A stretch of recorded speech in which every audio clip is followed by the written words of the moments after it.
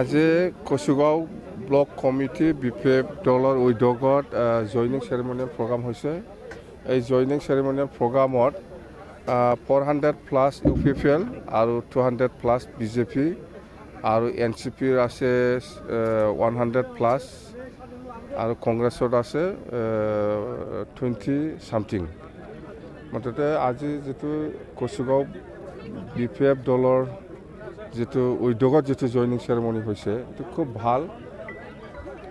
ভাল প্ৰগ্ৰাম হৈছে। দেখা যায় মানে কচুগাঁও হিচাপে আগত যেনিবা ইয়াত MCLA নাছিল।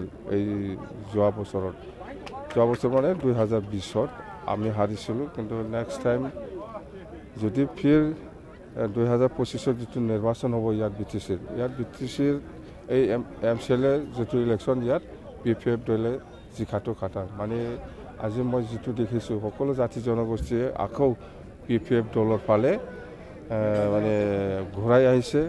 হাজাৰ মানুহ ডেইলি প্ৰগ্ৰাম হৈ আছে, ডেইলি জইনিং মানে কোনোবা প্ৰাইমাৰী, কোনোবা ডিষ্ট্ৰিক্ট, কোনোবা ব্লকত এনেকুৱা যেটো চেৰিমনিয়েল জইনিং প্ৰগ্ৰাম এইটো কণ্টিনিউ হৈ আছে। মুঠতে নন ষ্টপ বিজেপি আৰু UPPL এৰি পেলাই আমাৰ BPF দলত আহি আছে। খুব ভাল চেম্বল আমাৰ 2024ৰ কাৰণে কোকৰাঝাৰ লোকসভাটো খুব ভাল বুলি আমি ক'ব পাৰোঁ।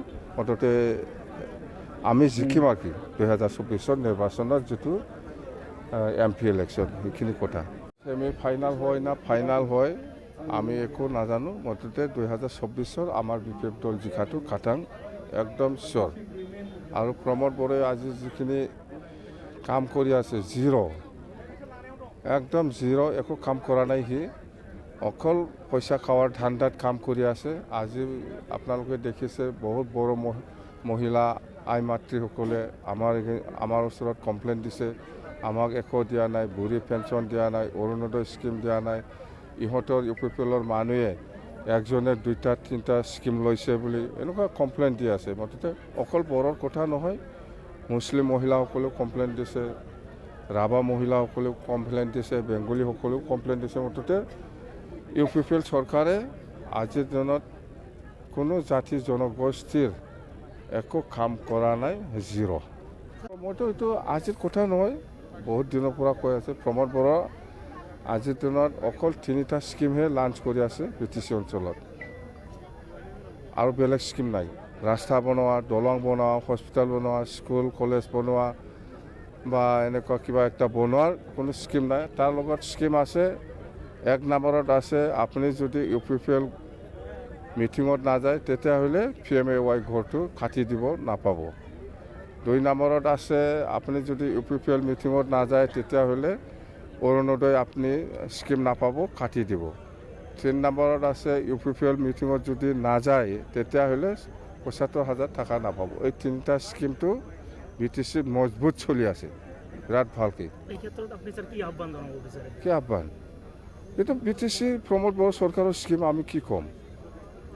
প্ৰমোদ বড়ো চৰকাৰৰ স্কিমটো BTCৰ এক্সিষ্টিং চলি থকা মানে স্কিম এইটো। এই 3টাটো হ'ল স্কিমৰ নাম। তো চৰকাৰৰ অহাৰ পৰে আমাৰ BPF দলৰ যেটো চৰকাৰ হ'ব, প্ৰথমত মাটি পাট্টা দিয়াটোৱে আমাৰ 1 নম্বৰ প্ৰায়ৰিটি হিচাপে আমি কাম কৰিম।